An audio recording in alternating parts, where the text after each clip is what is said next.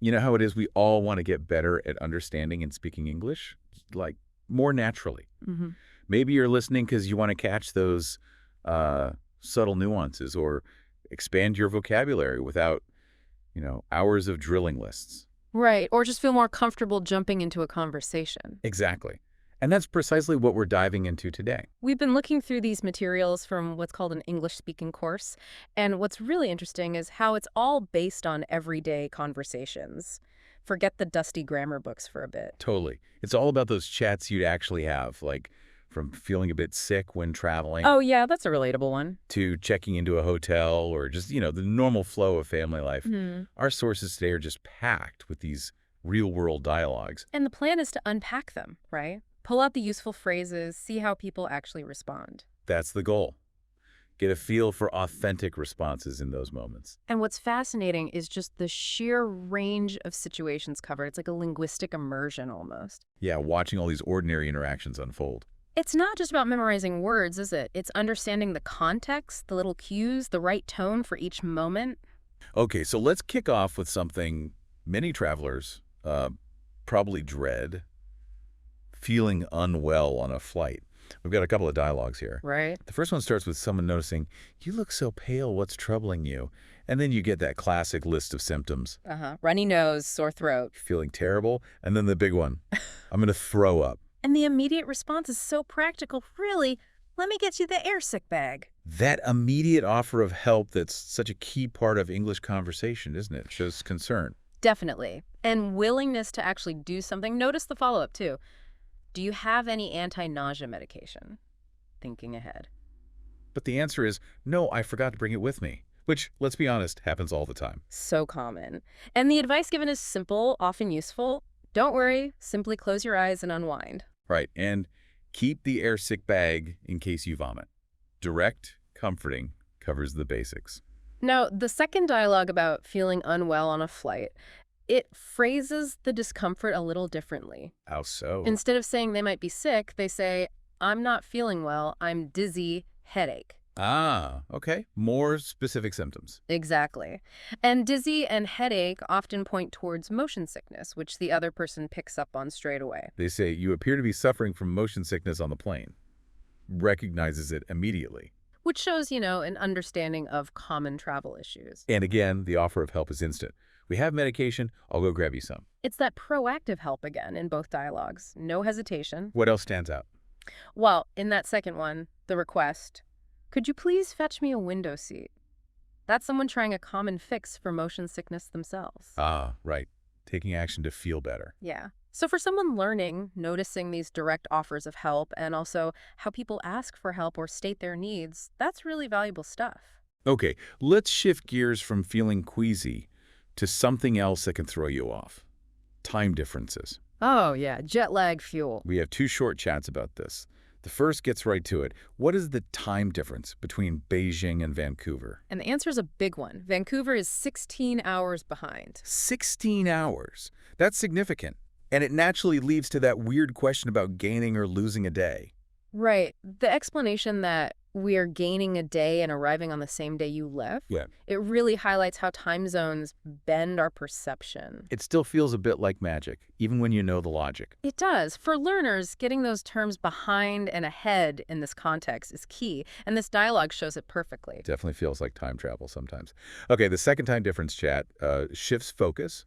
It asks, what time is it in New York in America? And gets a specific answer. It's 3 p.m. Then it connects that to other places. It's 12 hours later than we are, which sets up comparing Rome and Frankfurt. Exactly. Which are mentioned as being around 8:01 in the morning, but the crucial bit is exactly the same. They are both in the same time zone.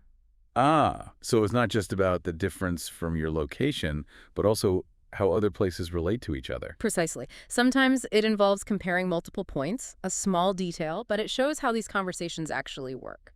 Gotcha. Okay, next up, something almost every international traveler goes through, the immigration office. Always fun. The highlight of any trip. The first dialogue kicks off with the standard question. What's the purpose of your travel? And the answer is straightforward. I want to go sightseeing. Pretty common for tourists. Then the follow-ups dig into specifics. Where are you going to stay? At my aunt's house? And how long do you want to stay? 1 month from August to September. Typical questions to figure out your plans. Then comes the money question. What's your financial situation? Right. And the answer here is very specific. $400 in cash and $2,000 in traveler's checks. You often need that kind of detail. To show you can support yourself, yeah. And it ends with the practical instructions. Please leave your prints and photographs here.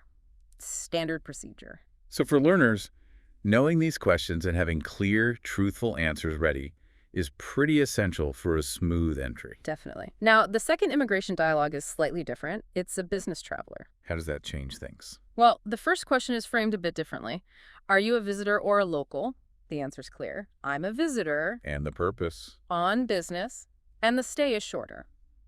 Just 3 weeks. Signals a different category right away. And for business, they ask about specifics, like where you're staying. Exactly. Where will you stay? I've made hotel bookings in both Los Angeles and New York. And the officer wants proof. They ask for addresses. What are the addresses of those hotels, please? And the traveler's prepared. Please find a copy of my itinerary below. Smart move. Having that documentation ready helps a lot. Absolutely. It can speed things right up. The dialogue wraps up with a welcoming remark. Okay, welcome to the United States. Enjoy your time. Followed by instructions. Collect luggage. Head to customs. These welcoming phrases are also good to recognize. Which leads us perfectly to our next stop, customs declaration. What's your strategy usually? Declare everything. Well, the first dialogue shows a pretty common approach. Just be transparent. Officer asks, do you want to declare anything? And the traveler admits, a bottle of bourbon at the duty-free shop, but it's just for me. Honesty first. Right. And they also mention these chocolate bars, they're presents for my buddies, and then proactively asks about tax. Is it necessary for me to pay taxes on them? Shows they're aware it might be an issue. And the officer's response is reassuring. No, because they're not expensive. Which points to those duty thresholds for gifts. Exactly. Dialogue ends with the all clear. Pretty straightforward. Okay. The second customs chat starts with baggage. Is this all your baggage? And the traveler's initial answer is a bit confusing. No, some of my friends. Maybe traveling in a group. Seems like it. The officer clarifies, do you have anything to bring with you? And the response becomes clear. I only have this one shoulder bag. That initial hesitation, maybe learners should note that clarity helps in these spots. Because the officer then asks to check it. Would you like to check it? Yep. And then comes the standard list of no-nos framed as questions. Do you have anything to declare? Cigarettes or alcohol? We did not bring any. Then, is there any contraband? Fresh food, life plants, or animals? Oh, no, we don't have those, covers the usual concerns. And notice the we, again, suggesting they are with others. Right. And it finishes with routine instructions. Okay, close your suitcase and show me your passport, please. Standard procedure. So being familiar with these questions and having honest answers ready just makes it less stressful. All right, we made it through the airport gauntlet. Let's talk about something you might do next, especially with traveler's checks, cashing them. Maybe less common now, but still relevant. It is, and they were designed for exactly this. First dialogue. Person goes to the bank. Hello, could you please pay these traveler's checks for me? And the teller is helpful. Without a doubt, how much cash do you want? The request is specific. $1,000. Simple transaction start. Then the ID check. Can I have your passport, please? The person asks why, which is understandable. And the teller explains clearly, we need to know your name, which country's passport you are holding, and your passport number for accounting. Demystifies it. That explanation is good. Builds trust. Yeah, then the process. Fill in this form first and sign each of these checks. Then clarification, where do I sign? Followed by sign below.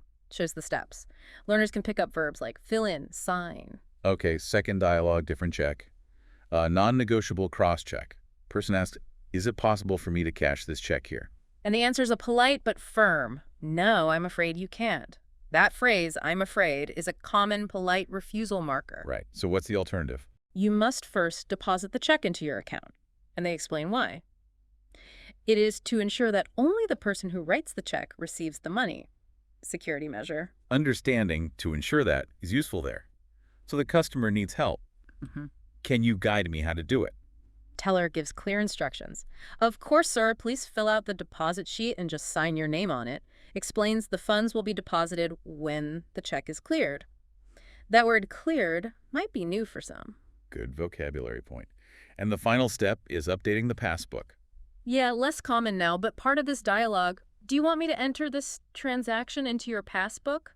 Customer agrees. Useful banking language overall. Okay, cash sorted. Now for accommodation. Checking in with a reservation. First dialogue seems pretty standard. Guest arrives. Good morning, sir. Welcome to our hotel. Thanks. I'd like to check in. Receptionist asks for the name. Could you please tell me your name?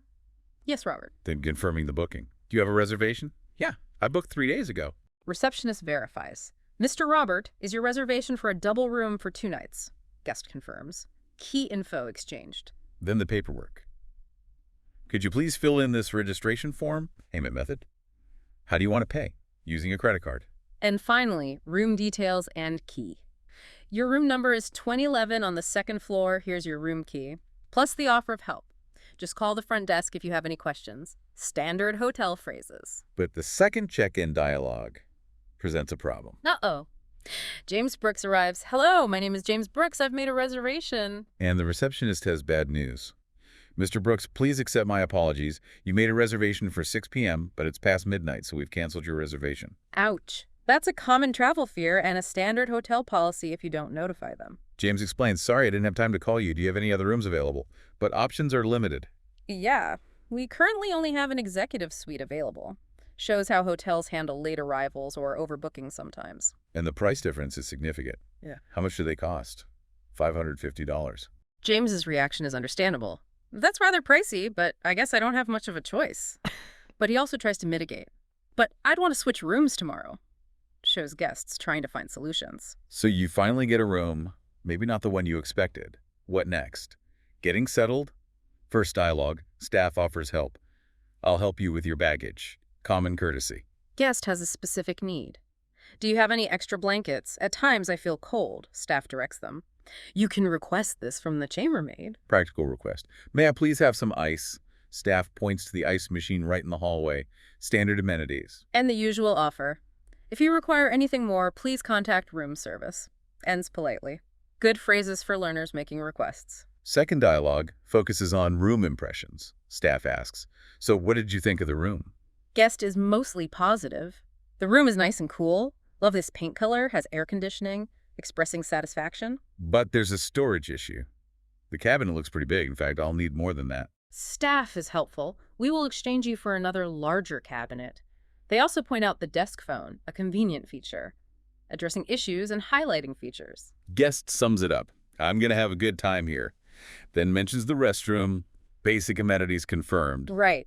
Okay, settling in, but maybe you need laundry done. Let's look at those dialogues. First one, guest calls. Good afternoon. Could you send someone up for my laundry, please? Efficient response. Certainly, a valet will be up in a few minutes. Typical way to start the service. Guest has a worry.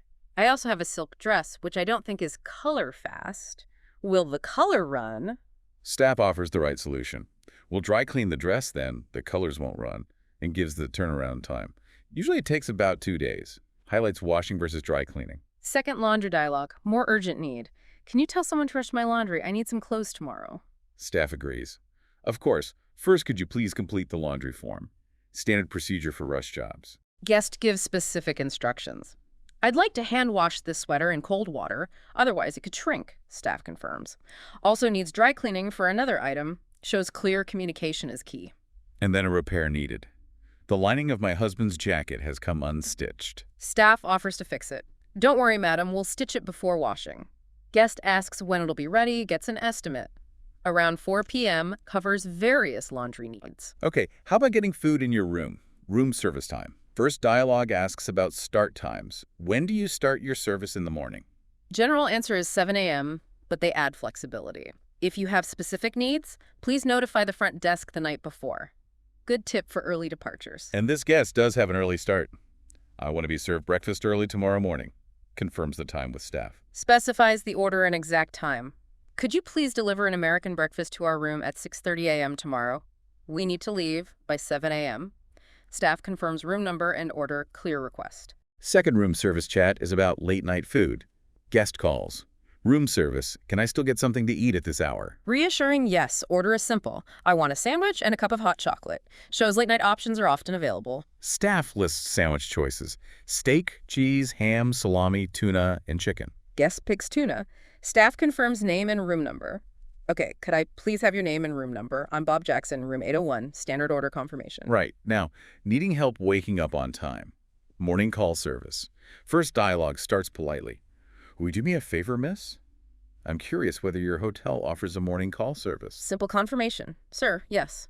Common amenity. Guest confirms the need. Yes, I need to get up earlier tomorrow, sir. Specifies time and method. What time? At 6 a.m. tomorrow. Calling or knocking? Via phone. Guest picks phone call. Highlights options. Staff confirms. Okay, I'll instruct the operator to contact you at 6 a.m. tomorrow. Brief and efficient. Second morning call dialogue. Also for an early departure. I'll be leaving for New York early tomorrow morning. I'd want to request an early morning call. Staff understands. Sure. What time? At 6 a.m. tomorrow, please. Calling or knocking. Options presented again. This guest has a specific reason for their choice. Come knock on my door because my phone is always on airplane mode. Practical reason. Staff assures them. So we'll wake you up at 6 a.m. tomorrow. Shows flexibility for guest preferences. Okay, keeping the room clean. Housekeeping. First dialogue, housekeeping knocks. Good morning, I am housekeeping. May I come in? Guest says yes. Housekeeper asks, may I clean your room now? Guest agrees. Guest also has laundry and gets instructions. Please put your clothes in the laundry bag, fill out the card. Ask about return time, gets the usual estimate. Usually within a day, you can get it tonight. Guest has specific cleaning requests, too. Remember to clean the bathroom. Housekeeper confirms tasks. Clean the toilet bowl, wash basin and tub, then replace the towels. And bedding needs changing because of kids playing. Please replace our linens and pillow coverings. Housekeeper agrees. Not an issue. Covers common tasks. Second housekeeping chat, different situation. Housekeeping knocks. I'm housekeeping. Is it okay if I come in?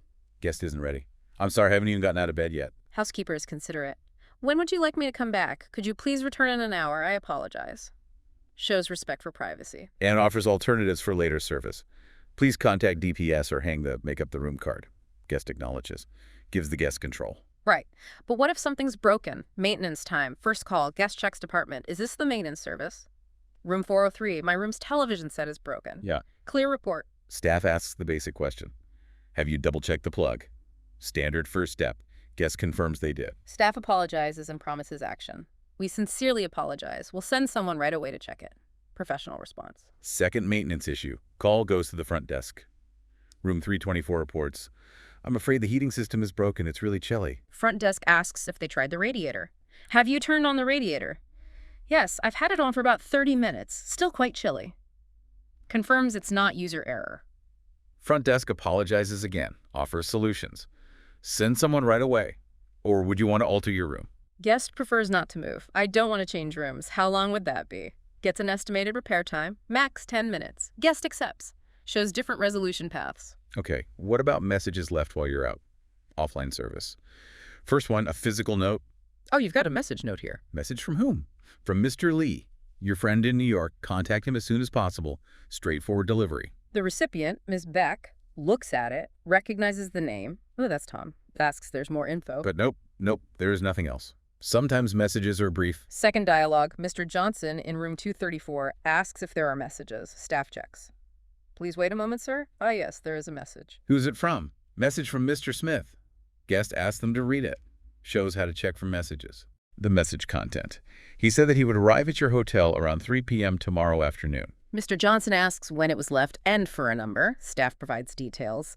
This morning at 10:30 a.m. and 571-62322 is his phone number. Typical message info. All right, moving on. Need a trim while traveling. Hotel barber services. First dialogue. Direct request. Hello, I would like a haircut, sir. Stylist introduces self, asks about style. Good morning, I'm the top stylist. How would you like your haircut? Standard opening. Guest gives instructions. Trim it up a little, shortening off the sides. Clarifies length. How short? Not too short. I got it. Guest adds. By the way, could you trim my mustache, please? Of course, sir. Shows how to communicate haircut needs. Second barber chat. Someone needs a hairstyle for an event. I want to get my hair done as I have to attend my friend's marriage today. Stylist asks about preference. Would you prefer to try a new hairdo or retain your current one? Common question for styling. Guest is open. I'm in the market for a new hairstyle. What kind of hairstyle do you introduce? Stylist suggests, I think you should cut your bangs and do wavy hair. Guest agrees. All right, I'll leave it to you. I am ready for a change. Trust the expert. Stylist outlines first step. All right, first, my assistant will give you a shampoo. Typical start to styling. Okay, but how do you get to the hotel? Transportation time, first dialogue, requesting a taxi or cab. Could you arrange for a cab to pick me up before 1 p.m.? These address details. What's the address? I'm at the airport. What lobby number? I'm in lobby 2. Essential info. Staff gives ETA and fare estimate. Someone will arrive by 12:15. It is $2 initially and 0.35 for each quarter mile. Guest raises a luggage concern. I'm carrying 4 extra-large suitcases. Will those fit? Answer is no. So they arrange a larger vehicle. Highlights need to mention luggage. Second transport dialogue, also airport pickup. Guest identifies self. Hello, I'm Edie Chen. I want a car to pick me up. Staff gives instructions. Without a doubt, sir, please exit the terminal, proceed to the pickup location. I'll dispatch a driver.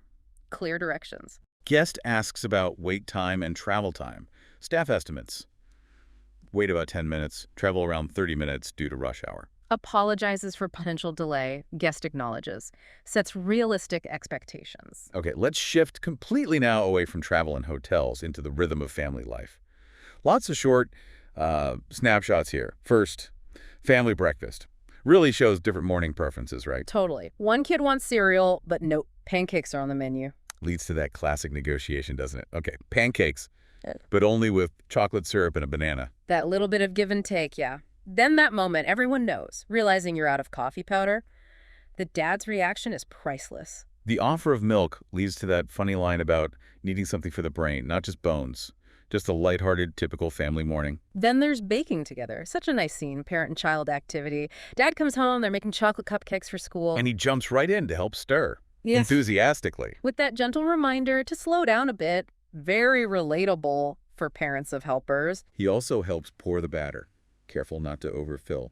Ends with them both looking forward to the cupcakes. Sweet. Weekend picnic paints a lovely picture. The spot sounds perfect shade, view of the playground, and ice cream nearby. The kid zeroes in on the ice cream immediately, naturally. Picnic food is classic. Sandwiches, fruit, chocolate chip cookies, with the usual rule, cookies after lunch. Planned activities, too. Soccer with dad, mom taking photos. Shows different ways the family enjoys the day together. Family movie night. That whole process of picking a movie everyone might agree on. Funny cartoon, action movie. Trying to find that middle ground. Toy Story is suggested, but they've seen it recently. So the compromise is Shrek the third one, and, crucially, can we have more popcorn? Essential. Ends with getting comfy with blankets and pillows. Cozy. Dinner time shifts to talking about the day. The kid's excited about a science experiment making a volcano. Explains the baking soda and vinegar reaction. Kids love sharing what they learned. Conversation then turns to a tricky subject. Math, specifically fractions. Parent offers help later, after the teacher explains more. Shows that supportive role. Dad planning the weekend. Love this. Dad taking initiative. No plans. Let's go hiking. Suggests a specific trail nearby, good views, not too hard. Makes it sound appealing. Packing a picnic makes it a whole day thing. They agree on a start time, talk about essential shoes, sunscreen, hat, preparedness. Going to the park, gossip. This one's different, more of an adult social interaction. Sharing office news. Yes, Sarah from the office dating Tom from marketing. Surprise. And the potential awkwardness with Amy liking Tom. It's that kind of light, informal chat friends have. They don't dwell on it, though, just enjoy the park. Visiting friends, checking out Emma and Leo's new place. Positive descriptions. Cozy, nice living room, big kitchen, lots of light. Typical observations. Bringing a plant as a gift, common housewarming gesture, and mention of a future party to celebrate properly. Watching movies, another social invite. Comedy suggested, arrival time set. Offer to bring snacks is turned down, popcorn's covered. Just looking forward to hanging out. Weekend chores, back to family logistics, assigning tasks. Timmy cleans his room, Anna the living room. Dad vacuums and does windows. Mom handles the kitchen. Then gardening. Shared responsibility keeps things running. Reading books, exploring a shared hobby. One person's deep into mystery, trying to guess the killer. Butler, neighbor, cat.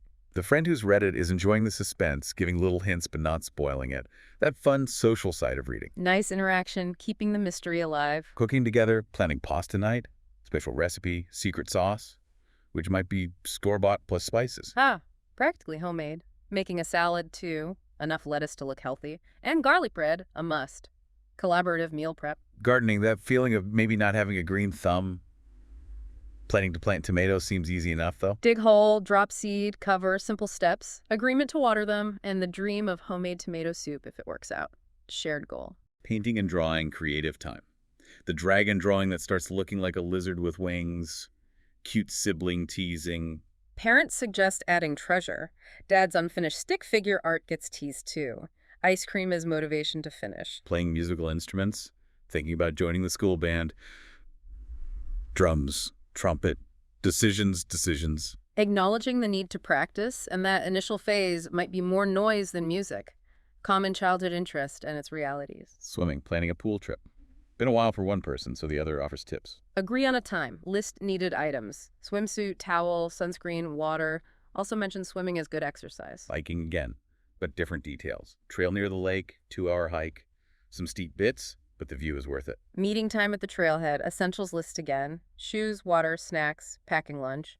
Emphasizes preparation for outdoor stuff. Running captures that mid-run break. Feeling good but need a stretch. Legs are sore. Deciding to walk and stretch, enjoying the park scenery, noticing dogs playing, idea to bring their own dog next time, personal touch, encouragement to finish strong. At the gym, first-time nerves maybe. Starting with light cardio treadmill or bike. Instructions on using equipment. Concerns about weights. Start small, use machines, trainers can help. Suggest a 30-minute workout, mixing cardio and light weights. Good beginner advice. Dancing ballet, excitement for class, but also some nerves about new steps. Planning to practice together, balance on one foot. Supporting each other, knowing they can ask the teacher, enjoying the music, commitment to try their best. Positive learning attitude. Move to a new house. The logistics. Packing progress. Checking utilities are set up. Electricity, water, internet. Yes. Booking the moving truck. Estimating travel time to the new place. Anticipation for the future home. Expressing gratitude. Planning to unpack and clean together. Furniture's already there. Partnership. Pregnant? Wow, big news. Sharing something deeply personal. Surprise, excitement, immediate next steps. Doctor's visit, telling partner first. Planning how to tell family. Anticipating their surprise. Mentioning how far along, 1.5 months. Parents offering support and advice. Life-changing moment. A baby, the follow-up. Joyful news of the birth.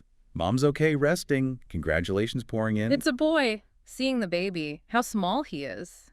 That sweet comparison looks like dad as a child. Introducing him to grandparents. Sharing his name. Brian. Beautiful. Driver's license, celebrating a milestone, passing the test, excitement. Details about the test itself, inside, not on the road, few questions. Getting the actual license next week. Anticipating the freedom of driving alone. Planning to celebrate with friends. Congratulations all around. And finally, a new car. What a surprise. A gift to celebrate getting the license. Huge excitement. Liking the color, the model. Getting the key, checking it out. The giver explains the reasoning. Independence, future, fulfilling a dream, and the immediate offer. Want to try it out. Perfect ending. Wow, okay, so we've just journeyed through an incredible range of everyday English conversations. Seriously, from airport stress to just family breakfast. It's quite a spectrum, isn't it? Navigating travel, hotels, but also those really simple moments of daily life, social chats, big personal news. And what's so valuable, I think, is how these ordinary exchanges are just packed with the kind of language you actually hear and need to use. Practical vocabulary, common phrases. Absolutely.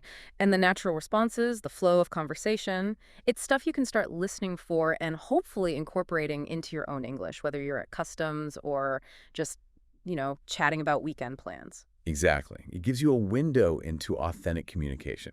It is, yeah. And often in English-speaking contexts, that directness, when someone clearly looks unwell, is seen as showing concern, empathy, not just ignoring it. Okay. And the follow-up question, what's troubling you, is a gentle way to ask what's wrong. Definitely. Then the person explains, yesterday I had a runny nose, I have a sore throat, I feel terrible, and then the punchline, and now I'm going to throw up. Wow, quite the list. It is. It shows a sort of progression, doesn't it? Yeah. It wasn't sudden, it built up, and connecting those earlier feelings to the current nausea. That makes sense. And the immediate reaction isn't just sympathy, it's practical.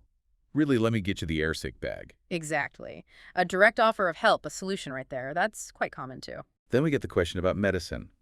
Do you have any anti-nausea medication? And a reply, no, I forgot to bring it with me. A classic travel mistake. Oh, absolutely. We've all done that. Anti-nausea medication is a good phrase to know. You might also hear people say something like, medicine to settle your stomach. Ah, right. What I found interesting was the next bit. Perhaps I should have skipped the dinner.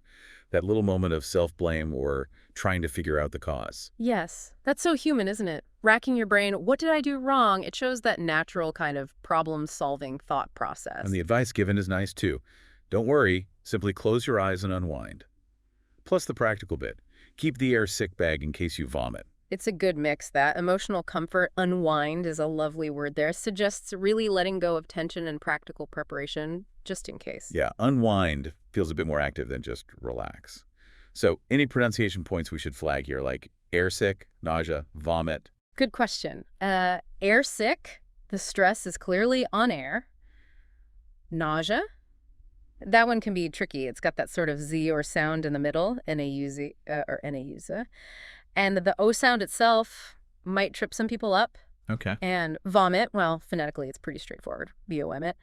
But, culturally, it's quite a direct, maybe slightly clinical word. People often prefer softer options in conversation. Like throw up, which was used in the dialogue, or maybe just be sick? Exactly. Those are generally more common in everyday chat. Good to know the formal word, but also the everyday alternative.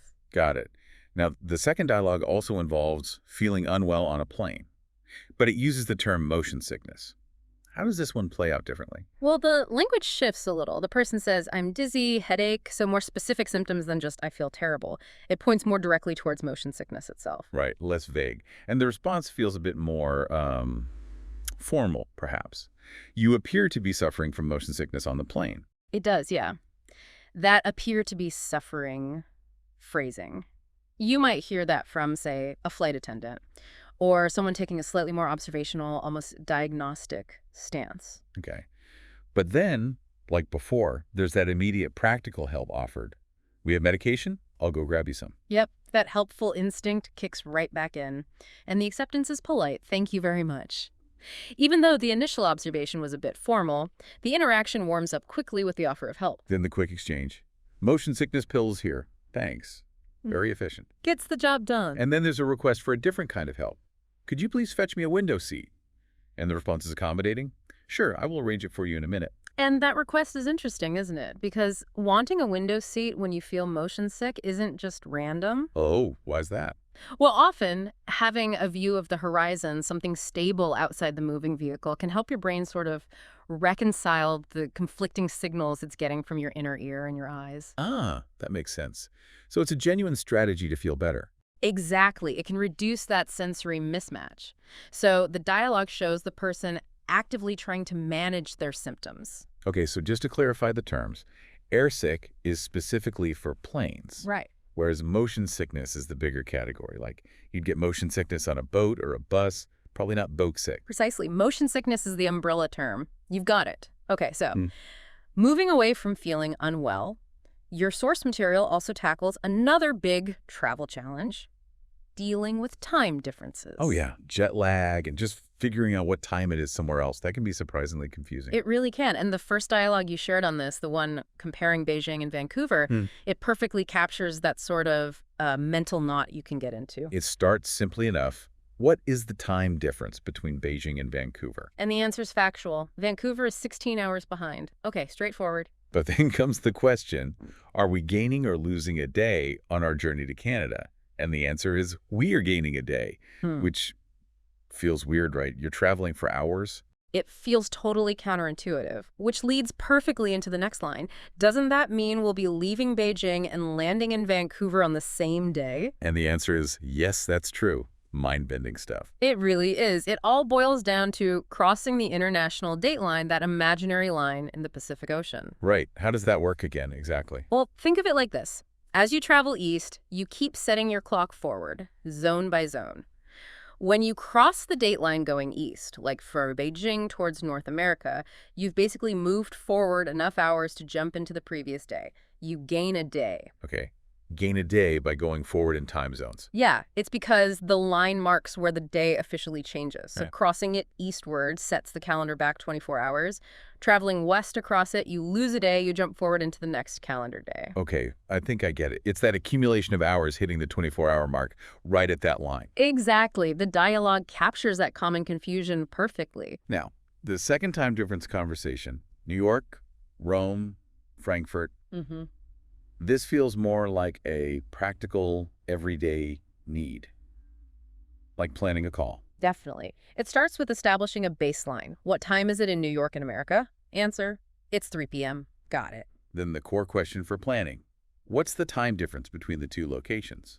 And the answer, relative to the speaker's location, is it's 12 hours later than we are, Right. So that difference is the key piece of info. which allows the next step. So what time is it currently in Rome? Leading to the calculation. It's around 8 in the morning. Perfect. Shows how you use that time difference info practically. And then a little add-on. And what about Frankfurt? Answer. Exactly the same. They're both in the same time zone. Which is super useful, especially in Europe, where several major cities might share a time zone. It highlights that country borders don't always equal time zone borders. Yeah, you can't just assume. This is so essential for international communication, isn't it? Knowing how to ask and understand these differences. Absolutely critical in our connected world. Okay, so from time zones, let's shift to another key travel moment. Arriving and facing the immigration officer. Right, that can definitely feel a bit formal, maybe even a little stressful for some people. The dialogues give a good feel for it. The first one involves someone visiting for sightseeing. And you hear those very standard opening questions. What's the purpose of your travel? Answer. I want to go sightseeing. Clear, simple. Then, where are you going to stay? Answer, at my aunt's house. Again, specific. And how long do you want to stay in the United States? The answer is specific again. I want to stay there for 1 month, from August to September.